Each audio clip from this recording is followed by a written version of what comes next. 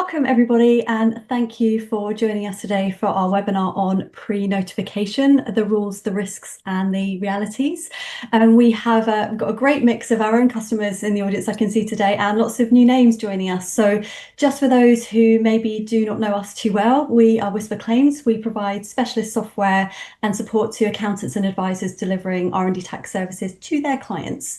We work with firms across the UK, and through our advice line, our WhatsApp group, webinars and conversations with our customers and peers, we hear firsthand just how much confusion still exists around pre-notification and the claim notification form. I'm Sue's Commercial Director here at WhisperClaims, and today your host is going to be Jen Badger, our MD and co-founder. Jen, do you want to just say hello quickly? Hello. For many of you, many of you will know, the pre-notification requirement was introduced back in April 2023, so over 2 years ago now. But I'm sure many of you will agree that you all know somebody who has been in an unfortunate position where a claim has been missed, whether that's because they simply didn't know about the rule, they maybe misunderstood the exemption criteria, or they maybe got caught out by some of the complexity and nuance in the legislation, which is what Jen's going to be doing a deep dive into it in just a moment. And honestly, it's not surprising. R&D tax isn't a daily focus for every advisor, especially when it comes to those who perhaps offer a broad portfolio of services. For many accountants, R&D claims might only be something that comes around a couple of times a year. And with all of the structural changes within the scheme, it's been hard to keep up, even for us who are immersed in it 24/7. To add to that, the pre-notification requirement was introduced around the same time as the additional information form. And even now, we still get support queries from advisors confused about the difference between the two. So with the September deadline approaching fast, we wanted to make sure that all accountants and advisors are thinking now about which clients may need to be pre-notified for the March 2025 year ends. We know how easily this could fall off the radar, especially over the summer, but leaving it till maybe late September might mean that there's an unnecessarily mad rush or worse, missed submissions. So that's what today's session is all about, is getting ahead of that. Jen's going to walk you through the rules, the risks, the grey areas that are potentially still catching even the most experienced advisors out, all with the aim of you hopefully leaving here today with a much clearer understanding of where you stand and what you need to be doing. And please do stick around for the Q&A at the end. You'll have a chance to ask your own questions and also hear about how others are approaching this. If you do have any questions, please pop them in the Q&A box at the bottom of the screen and we'll get to them at the end. Without further ado, over to you, Jen. Cool. Thanks, Sis. It's always my slides don't work. So yeah, it's not going to be a particularly long webinar today. The thing that frustrates me most about claim notification is it shouldn't be that complicated, and yet it is ridiculously complicated for what it is. So we'll talk about why we're even talking about this. We'll talk about what the claim notification form is, and then we'll get into some details about who needs to submit and the kind of grey areas in there and what happens if it is missed. So first of all, why are we still banging this drum? And we keep saying this, that we bang this drum as hard as we can. Mostly it's because we still keep getting a lot of questions that display that our users and their experienced, intelligent people still are confused. There's misunderstandings out there. People don't quite know what they're doing with claim notification. And this is leading to missed claims. So we've got a huge number of people will mix up the AIF with the claim notification form. So I'll get into that at the kind of the end of the thing of what the difference between the two are. But I think a lot of this confusion and misunderstandings come from that delay between the introduction and the usage of the form, because obviously, as Sue says, it applies to all claim periods, any claim periods that don't meet the exemption criteria, starting on or after the 1st of April 2023. So it came into force, as Sue said, nearly 2 years ago, but it didn't actually, we didn't see much use of it at all until the autumn of 2024, when there was a huge number of claims missed, and we're still seeing that rolling through. People that don't do many claims or who mostly work with clients who claim consistently year on year might not even have had to do a claim notification form yet. And we're seeing that kind of coming in more and more as people are actually maybe taking on new clients or that kind of thing and realising that this has been missed. So it is, at the moment, one of the major blockers to doing R&D tax relief claims successfully. The other issue with it, obviously, is that it's not required for all claims, and the exemption criteria are not as straightforward as they could be. Um, but it means it's not an automatic part of people's processes. It's not something you have to submit an AIF for every claim that's submitted. So people do that. It's become part of the process. It's really bedded in after 2 years. Whereas with this, as we say, there was that delay in it coming in, and it's not something that's needed every single time. So it's not something that you just automatically do when you realise you're going to have to do an R&D claim. There's also a timing issue in that we'll talk about later on. So as I say, it's a drum that we will continue to bang because we don't want to see these claims being missed. And there's really no comeback. There's nothing you can do. And we'll talk about that a bit more later. So just to be clear about the terminology here, HMRC call it the claim notification form. So it's pre-notification done through the claim notification form. You will see people referring to it as the ANF, or the advanced notification form, or the pre-notification form. We don't use ANF because it's too close to AIF, and that in itself leads to confusion. So to be absolutely clear on our terminology, we're going to be referring to it as the claim notification form, as HMRC does, or the CNF. So what it is, it's a short form that is completed and submitted through the online portal. So I think Suze will share the link just now to the portal itself. One of the key issues we've actually seen is that the way that the page that gets you into the portal is set up is it looks identical to that for the AIF. Obviously the wording is different, but it's laid out the same way. It's quite a lot of information you have to scroll through to get to the button itself. The button's at the very bottom of the screen. It's really easy, and we've had this several times with our clients, to end up at the AIF or the CNF accidentally when you're looking for one or the other. It depends on your search terms and that kind of thing. So I would absolutely recommend bookmarking that link and bookmarking it clearly as the claim notification form, so that every time you need to use it, it's right there and you're not Googling, because if you Google, you might end up in the wrong place. But it is completed and submitted through an online portal. It's actually quite a high level, not particularly detailed form. It is much, much faster to complete than the AIF, and much easier to complete. So really all it's looking for is the company's UTR, contact details of the main R&D contact within the company, contact details of any agents involved in the preparation of the claim. And that's something that, again, to do with when this is submitted, you might not know that at the point of doing the CNF if you do this early in the process. But anyone that has been involved, will be involved, you expect will be involved, can be put in here. You need the accounting period and the period of account start and end dates. So obviously most of the time those are the same, but if you've got an extended claim period, it needs to know, extended period of account, then you need to put in that alongside the accounting period dates. And then you just get one box that says, please enter a high level summary of the R&D activities. Right now, we don't really know what that means from HMRC. Because of the timing of it, you might not have done any, or your clients may not have done any R&D at all at the point when you submit this. So it might be purely we'll be doing some work in this area of science and technology, aiming to do this. Or it might be that you're submitting this at the very end of the claim notification period, in which case you might have all the information already. But it is one box and it's just a high level summary. What we're seeing, the general chat, is that people are giving kind of a summary of the projects, a summary of the kind of the basic advances, and the basic kind of aims of it, but no one's going into anything like as much detail as you would in the AIF. So a high level summary, I'm using HMRC's words there, of what the R&D has or will involve. Just talked about a lot of this, but yes, so the detail about the projects is just hard to say. So getting to HMRC's actual guidance says it needs to be a summary of the high-level activities. You do not need to include evidence on the claim notification form, but will be asked to give additional information before you claim R&D relief on your return. So obviously they're referring to the additional information form. The problem we have right now is we don't have any feedback really from HMRC. This is only just kicked in. We're not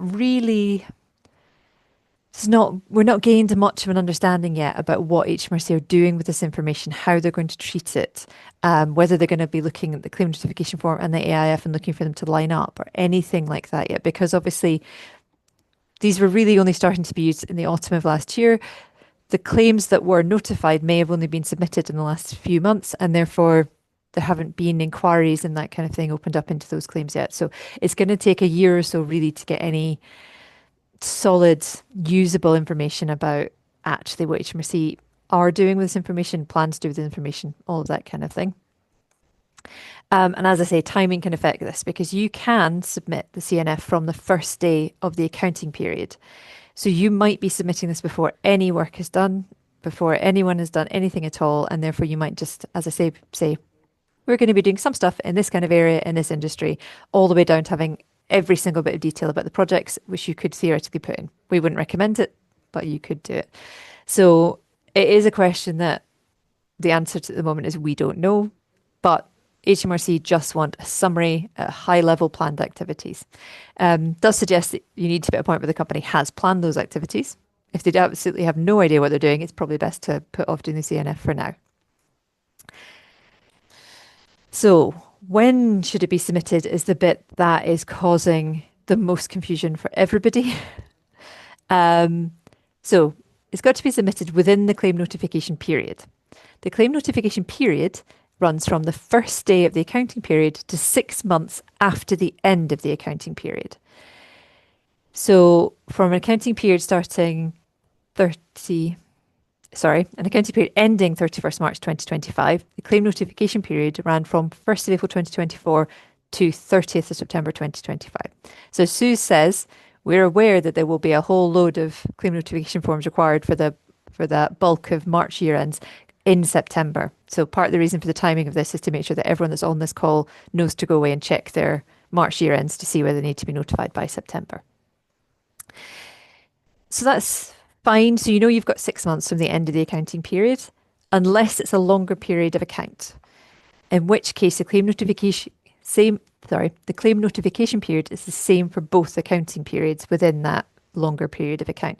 So that means if you've got a longer period of account that runs from 1st January 2024 to 30th June 2025, the claim notification period runs from that first day of the period of account, so the 1st of January 2024, all the way to 6 months after the end of the whole period of account, so 31st of December 2025. So you do get a little bit longer for longer periods of account, and HMRC's guidance does say you only need to submit one CNF for that whole period. You don't need to do one. You just need to do one for either or of the accounting periods within the longer period of account. Sorry, it takes a moment sometimes having to be clear about accounting periods and periods of account. But yes, you're doing one CNF in that situation and you have the entire period to get that in. So you have a little bit more time. So who has to submit CNF is actually, even more than the timing, a big issue for people. So on the face of it, it's quite simple. A company only has to submit a claim notification form if they haven't claimed before or they haven't claimed in the last 3 years. That seems fine. However, first of all, the definition of the last 3 years is not from the end of that accounting period, it's from the end of the claim notification period. So it's 2.5 years before the end of the accounting period. So you've got to kind of switch your mind into thinking about the end of the claim notification period, that point 6 months after the end of the accounting period, and work your way back from there. I wish I'd thrown dates in here. I can't do it in my head while I'm talking, but you can see that for the March ones, you're looking back 2.5 years from there. However, if the only claim they've submitted in that 3-year period up to the end of the claim notification period was for an accounting period starting before the 1st of April 2023 and was submitted by an amendment, so not in the original return, but by an amendment to the CT600 on or after the 1st of April 2023, it doesn't count. And this, of all the complexities in this, has been the key thing that has caught people out and meant they've missed claims. Because everyone thought, oh, great, my client's been claiming fairly consistently for the last few years, they'll be absolutely fine. But when you actually look at the dates of when things were submitted and how they're submitted, you realise that actually the previous claim doesn't count at all. Even the previous 2 claims might not count if they were both submitted after the 1st of April 2023. So we are seeing huge issues with this around those being exceptions. I'll get into there's a tiny exception to that I'll get into. Um, the other thing which was added later, this was not in the original guidance and it's not in the legislation that I know of. They also doesn't count if that claim was submitted within that claim period, all that kind of thing, but then is rejected by HMRC and removed from the company tax return. So if that's been rejected on the basis that, for example, you didn't submit an AIF, or there's been an inquiry and HMRC have rejected it and it's been removed, it no longer counts. So I'll point this out now and we'll talk about it later. But this means that you might have submitted a claim towards the end of your claim notification period, but you have submitted a claim that's valid, would count. So you don't notify. If that claim is then inquired into and rejected by HMRC, you have missed your claim notification and you can no longer claim for the next year after that one that's been rejected.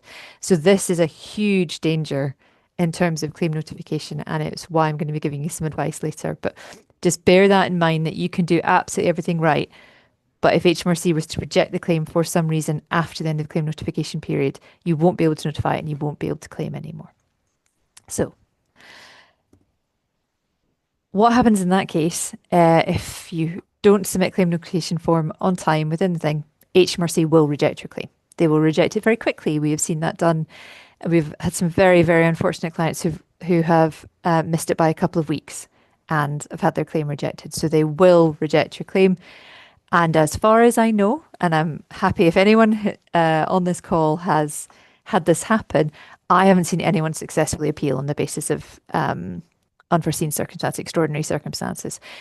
Theoretically, there are circumstances that would allow you to notify late, but again, I haven't seen anyone argue that successfully with HMRC yet. So if it's not done, the claim is done, it's dead, there's nothing you can do. So yeah, we've seen loads and loads, we've heard of loads and loads of claims being rejected. Everyone you speak to, from accountants only doing a couple of claims a year, all the way up to people doing hundreds of claims, have missed out on claims or have nearly missed out on claims or have had issues with claim notification. And a lot of that is to do with the amended returns rule. And as I just said, and I'm going to keep backing this drum as well, inquiries are going to be a problem in future. So if previous claims are rejected after the end of the claim notification period, you not only lose the claim that's been rejected, but the one that hasn't now been notified successfully. So it is a big thing, much as it's a small thing to do. It's a real danger. If you don't do it, there is nothing you can do to rescue that claim anymore. And the other thing around it, obviously, just to point out that timing issue where it has to be done within 6 months of the end of the accounting period, means it doesn't line up with tax return deadlines or tax payment deadlines or CT 600 amendment deadlines. It is much, much earlier than any other deadline within the kind of tax calendar for a particular company. So again, it might be missed because you're thinking ahead to 9 months and you forget to do it at 6 months. So it's a big issue. I'll just put it that way. However, there is a very small window of exceptions because HMRC's guidance, when it was first published, didn't put in that information about amended returns. So it just said, if you've had a claim in the last 3 years, then you're fine, basically. It didn't explain that exemption. So there is a small window where HMRC have put in, as they call it, I forgot what they call it. Anyway, an administrative adjustment easement. So it's quite complicated to work out. But basically, if you have a claim with a claim notification window that ended between the 8th of September and the 30th of November, so that's from the guidance being published and HMRC realising and updating it,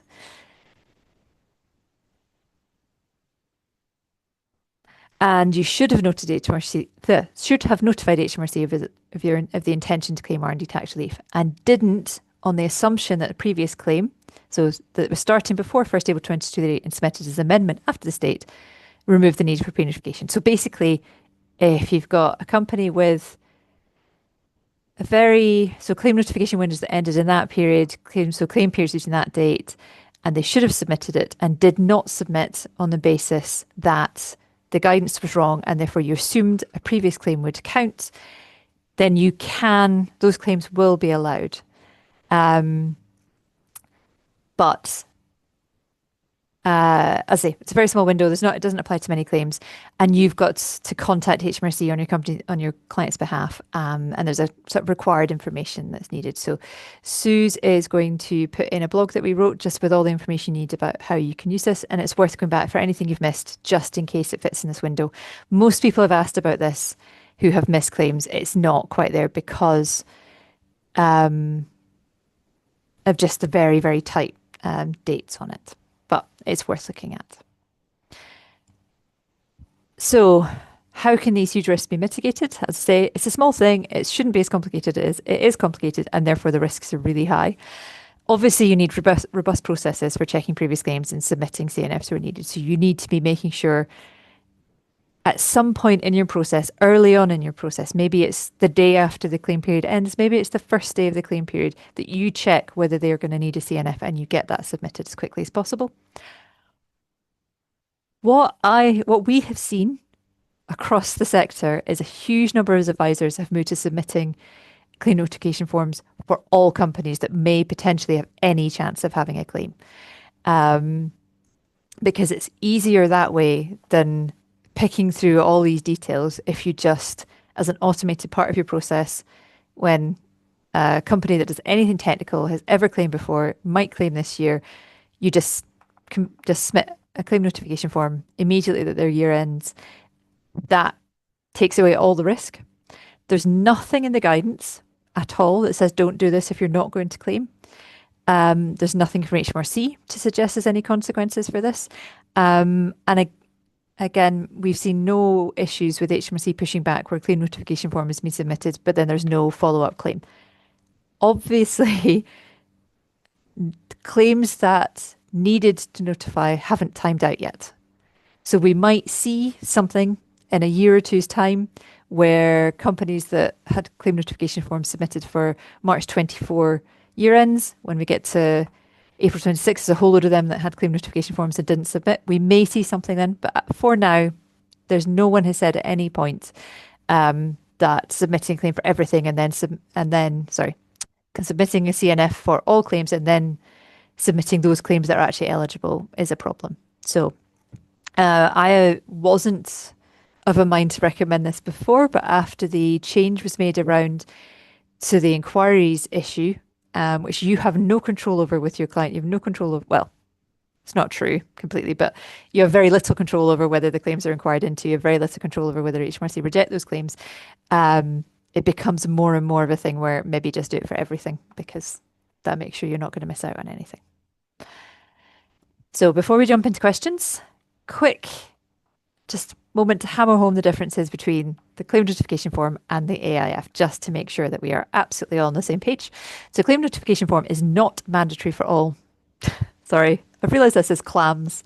The claim notification form is not mandatory for all clams or, in fact, claims. That's my fault, Jen. Sorry. Whereas the additional information form, it's absolutely mandatory. You have to do that, no questions asked. So one is mandatory, one is not. The submission deadline for the claim notification form is within 6 months of the end of the claim period. So quite a tight window, quite a strict window, whereas the additional information form has to be done before the CT600 submission. So wherever you're going to submit a CT600, you have to have done the AIF before that. And then you've got 2 years of the end of, within 2 years of the end of the claim period. So you've got, it's the same deadline as for CT600, as we all know, because you can't amend a CT600 after 2 years. So it's a little bit looser in terms of timing. Still got a strict deadline, but you've got a lot more time to do it. Whereas the claim notification form is a short window. It's before any other tax deadlines. And there's nothing you can do if you miss it. Obviously, with the AIF, if you forget it, you can resubmit the claim with an AIF as long as you still have time. So they're very different in that way. And then obviously in terms of the length, the claim notification form is short. It needs a high-level summary, whereas, as we all know, I'm sure, the additional information form is long and asks for a huge amount of information about the claim. So they're very, very different forms. If you go into a form to do the AIF and it says it's more than 6 months, therefore you're timed out and you can't do it, you're in the wrong form. Because we've had clients come to us and go, oh no, I didn't get my claim in within 6 months, and it takes a minute to unpick it. And I realized that they were filling in the CNF or they'd gone to the CNF portal by accident and they should have been in the AIF. So that way round, if it tells you you can't submit because it's more than 6 months from the end, that means you're probably in the AIF. Sorry, CNF instead of AIF. So they're similar, but very, very different forms, different deadlines, different amounts of information, very different. You may need both. You may need only the AIF. But you will always need an AIF. So do not submit that on the basis that you've done a claim notification form. Okay, I'm going to jump into the questions. What I'm going to say, just as a caveat to the questions, I can't on the fly calculate claim notification periods and tell you whether for a specific claim or specific dates you needed to notify. There's too many follow-up questions. So if you could keep those ones and send them to us directly, I'm quite happy to go through. There's also our friends at the R&D community have a really good calculator you can use on their website. So if you want to just use a calculator to work out whether you should notify, jump over to them. But as I say, on the fly, my brain cannot work out dates that quickly. So please don't ask me to do it. Do we have any questions then? Yes, please. I have a couple here in the background. Oh, just before we go to questions, while I'm just getting this ready, I think there's one more slide, Jen, about sorry. our Yes. No, that's fine. Do you check quick? So just for anybody who's on the call who doesn't know us already, as part of these kind of educational type webinars that we're pushing out just now, pre-notification being our concentration for the month of July, we're also just rallying around if anybody would like to see a demo of WhisperClaims and how that can help you to implement more structured processes within your firm and more efficiency when it comes to preparing R&D tax claims. We would love you to join us next week on Tuesday, the 15th of July at 12 noon for a really quick rundown of some of the legislative changes that have happened in the last couple of years. And as you've kind of witnessed today, there's so much that's happened. There's so much that's happened. It's not easy for anybody, even for people like us who are in it all the time. So we'll just do a really quick rundown of what's changed and the things that you need to be aware of, and also give you a really short snippet of WhisperClaims and how it can help you. We've also got a Q&A section as well in that webinar too. So please do join us. And again, just in case somebody asks this question and I'm preempting it, we will be sending out a recording of today's session by email within the next couple of days. So if you didn't manage to stay on for the full session, or you want to look back at the slides, or you just want to listen again, we'll be sending that out to you in the next couple of days. I think there is a question there. There's a question there about WhisperClaims. We have a couple of options, Martin. I will point you to our pricing page in just a moment. I'll pop a link in the chat. If you want to get in touch afterwards, I'll be really happy to have a quick chat with you, or we can have a quick exchange on email. So I'll come back to you on that. Question from Emma. Does the R&D claim have to be completely rejected by HMRC, i.e. removed for a CNF to be required? If you have an inquiry and agree the claim, but with some minor amendments, a CNF would not be needed? Yeah, that's right. So the wording is that the claim has been rejected and removed from the corporation tax return. So you've got to have got to the end of an inquiry and had it completely rejected for that to not count. So yeah, I think if it's one of those where it's not stated directly, but based on the wording that's there, the assumption is that if you're under an inquiry, so the claim is still right now being submitted, has not been rejected, or if the claim is accepted after inquiry with minor adjustments, as you said, then yeah, you would still be okay to not have pre-notified. It's purely if it's completely removed from it's rejected and completely removed from the corporation tax return that you're in trouble. Super. Thanks, Jen. I've got a question here. We've had a client switch advisors. Does that affect whether a pre-notification is needed? So we get this question. So no, as long as someone has submitted as a CNF, then it should be fine. What we're seeing though is it can be quite difficult to establish whether a previous advisor or previous accountant has done that submission.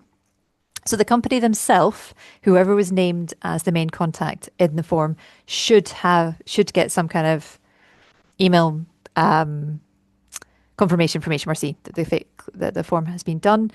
If they can't find that, there's probably no danger in doing it again. So if you don't have confirmation that it's been done, if you can't find that out from the previous advisor, it's probably worth just doing it if you're still within the window. Otherwise, it's actually quite a difficult thing to find out. The one I saw someone online in a chat room the other day discussing this, that it was actually quite difficult. If the company themselves can't tell you, can't give you the confirmation, it's quite difficult to work it out. But changing advisor in itself makes no difference to the need for a CNF or not.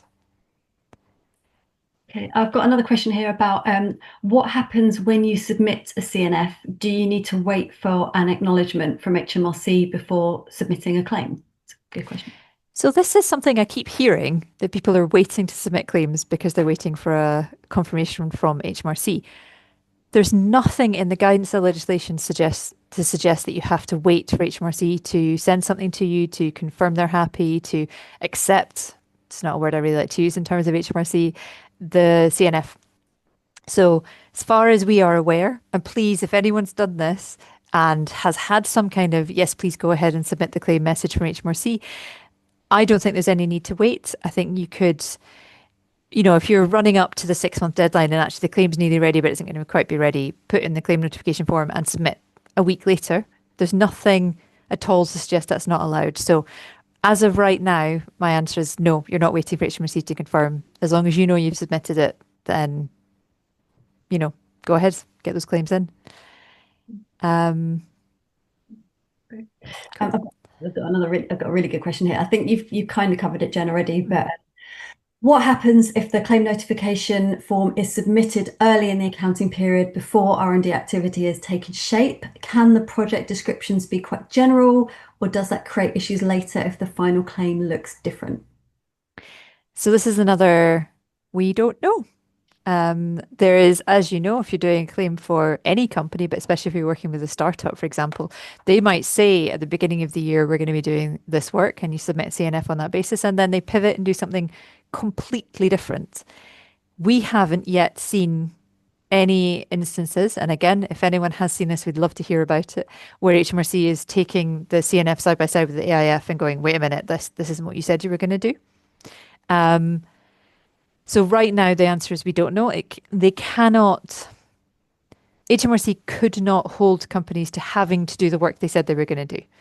That would absolutely not work. This was one of the major issues with advance assurance, still is one of the major issues with advance assurance, is that, yes, HMRC will look at your work, tell you it's eligible, and then let you claim, make guarantee claims for 3 years. But if you change what you're doing, then the advance assurance is no longer valid. They can't be doing that with the CNF. That would be unfair, given how early you could submit it. So the answer is we don't know, but we don't think it would be a major issue. I can see a couple of questions in the chat box, actually. So I'm just going to do that. So someone has asked whether can agents do the CNF or is it a client only? It's exactly like the AIF. So it can be done by the company itself or by an agent. No issues either way. So got another one in the Q&A. Yep. Did you say that if HMRC rejects a claim made due to lack of pre-notification, then the company cannot claim for R&D in that year, but also not the following year? So this is more where, so if they reject a claim due to pre-notification, it just depends on what point this is happening. So you can imagine a situation where companies completely unaware that they needed to do pre-notification. They don't submit the claim that hasn't been pre-notified until after the claim notification period for the next claim. That one gets rejected. So you haven't submitted a claim, you needed to notify it, and so the next year isn't in. So it's not an automatic thing. It's just to do with timing.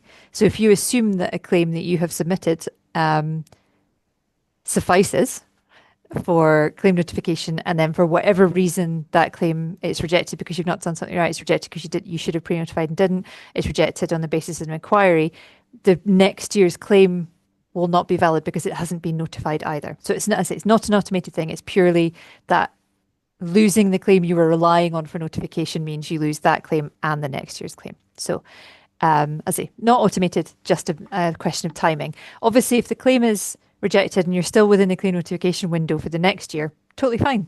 Just do a notification for that year. It's this kind of rolling window and people not knowing that's more of the problem. Michael popped a message in the chat saying that you do get a receipt, including dates and reference numbers, together with a submission mark when you submit a CNF. Doesn't sound like you then need to wait for anything else. So that's good clarification. It's very similar to the AIF then, I presume, as well. Brilliant. Thanks, Michael. That's good backup for us. Got a message from Paul in the chat. When you look back at 3 years, is it the date the return was submitted via the end of the notification period for the current notification period? Yes. So sometimes I think about how I would have done what HMRC have done, and it would be unbelievably straightforward if it was, have you submitted a claim for any of the previous three accounting periods? Doesn't matter when you submitted it. But no. So yeah, it's the date of submission that's important. So you might have submitted it within a week of the end of the accounting period. You might have submitted it, with 2 days to go, 2 years after the end of the claim period. That's the thing that's important for claim notification. So that date is within the claim notification period. So that's year and a half you've got to notify. Then that's the important thing. Sorry, the 3 years prior to the end of the claim. It gets confusing even for me. Yeah, as long as that's within the claim notification period, you're fine. It doesn't matter what accounting period the claim was for. It matters when it was submitted. I'm not sure I've clarified anything with my confusion there, but yes, it's date of notification, date of submission that's important, not what the accounting period was. Yeah, just demonstrating how complex this, what seemingly is a simple thing, actually is. I've got a couple of other questions. Christian, thank you, Christian, sent us a message saying that the notification comes through really quickly. You can PDF it and save it. You can also save it as a draft on your HMRC government gateway and send it to the client for review and then submit it. That's for the claim notification form submission. Thank you, Christian. That's really useful as well. Another question, do you need to submit a claim notification if you have new projects in a period, even though you've claimed RDEC in the previous 3 periods? Say that again. Do you need to submit a claim notification if you have new projects in a period, even though you've claimed RDEC in the previous 3 periods? I'm not sure. No, I mean, it doesn't matter whether yeah, it's purely about whether sorry, go back to the beginning. It doesn't matter what you've claimed for in the past. It doesn't matter if those projects are running on. It doesn't matter if it's a whole new set of projects. It doesn't matter if the company has pivoted from making biscuits to writing software. If they have claimed R&D tax relief before, that counts. So yeah, you don't need to notify because the company have pivoted or changed or decided to do something completely different. Right now, there's no qualitative checking of the previous claims, what they were for, whether they line up with the current claim or anything like that. So yeah, if the company has changed, whether it's claimed through RDEC, SME, anything like that, that doesn't matter. Just as long as the claim was submitted, you're fine. Another question, is it 6 months after year end or the submission filing date that's important for the 6 months bit of the criteria? So this is where my brain's just starting to explode with dates. So the claim notification period is 6 months after the end of the accounting period. So for 31st, any claim periods, accounting periods ending 31st March 2025, you need to submit by 30th of September 2025. So it is that 6 months that matters. Nothing else to do with submission or anything like that. I've got another quite interesting question here for discussion. So how do you see the claim notification requirements affecting early stage or first time claimants? I think we're going to see a lot of companies unable to claim for their first year because I know that a lot of startups don't even find an accountant until they're more than 18 months into operation. So they're going to be going along, finding accounting, having done the most eligible work possible, but they didn't even know about R&D tax relief, never mind the need to pre-notify. So I think we're going to see a lot of companies missing at least their first year, possibly their first couple of years before, if they go to an accountant that doesn't know very much about R&D tax relief or eligibility, they will lose that.